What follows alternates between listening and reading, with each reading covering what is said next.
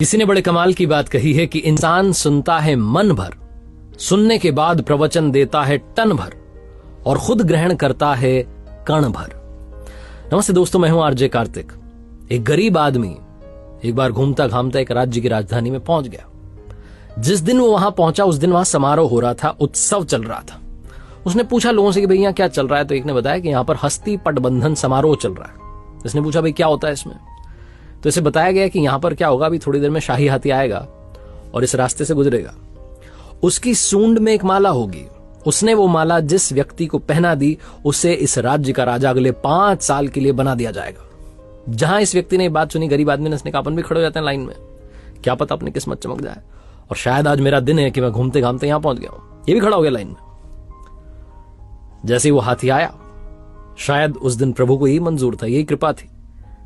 वो हाथी आया, उसकी सूंड में माला थी, उसने वो माला इस गरीब आदमी को पहना दी और जैसे इसके गले में माला डली, लोग जयकारे लगाने लगे कि क्या बात है, मैं अपना अगला राजा मिल चुका है। राजपुरोहित ने से बुलाया, इसका तिलक किया और कहा अब आप सुन लीजिए शर्तें। तो इसने सोचा शर्तें भी है, तो इसने कहा बताइए क्या बात है।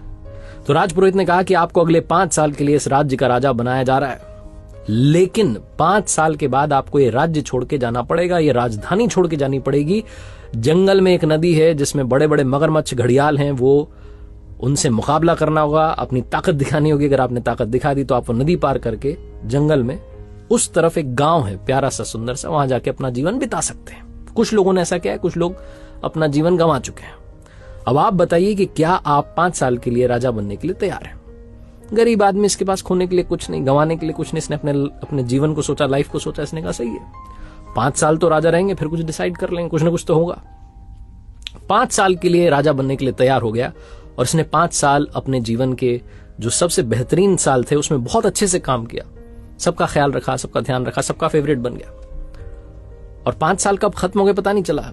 विदाई का दिन आ गया, लोगों की आंखें भर आई, कितना अच्छा राजा हमें छोड़ के जा रहा है। लोग रोने लगे कि इस बेचारे को अब यातना सहनी पड़ेगी। वो नदी जो है उसमें मगरमच्छ घड़ियाल सब मिलेंगे, क्या पता मर ना जाए। ढोल नगाड़ों के साथ में विदाई हुई, जंगल में पहुंचे। उस नदी के इस किनारे पर इसकी विदाई के लिए लोग तैयार थे, लेकिन जैसे ही इसने प्रणाम किया सबको कि धन्यवाद, बहुत अच्छा रहा, चलने लगा, तो लोग चौंक गए।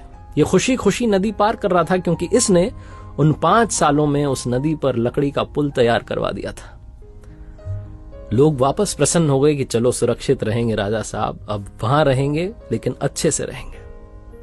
कहानी राजा की और नदी की नहीं है, कहानी आपकी हमारी है। हमें भी एक लिमिटेड पीरियड मिला है जिसमें हम इस मनुष्य रूप में आए हैं, लेकिन अब हम पर डिपेंड करता है कि क्या हम जब यहां से जा रहे होंगे तो क्या हम इस भवसागर को पार करने के लिए वो पुल तैयार करते हैं, अच्छे कामों से, दुआओं से, प्रार्थनाओं से, मेडिटेशन से, कि जब हम ये दुनिया छोड़कर जा रहे हों तो हमें यातनाएं ना सहनी पड़े, हमें ऐसी जगह ना जाना पड़े जिसे नरक कहते हैं। हम कुछ अच्छा करें और भवसागर पार करके पहुंच जाएं वहां जो दूसरा लोक है। ये छोटी सी कहानी बस यही सिखाती है कि अच्छे कर्म करते चलिए, दुआएं कमाते चलिए, बाकी सब वो देख लेगा। एक बार फिर से वही बात कहूंगा जो अक्सर कहता हूं, अपनी सच्ची मेहनत, अपनी फैमिली के प्यार और ऊपर वाले के आशीर्वाद के साथ कर दिखाओ कुछ ऐसा कि दुनिया करना चाहे आपके जैसा।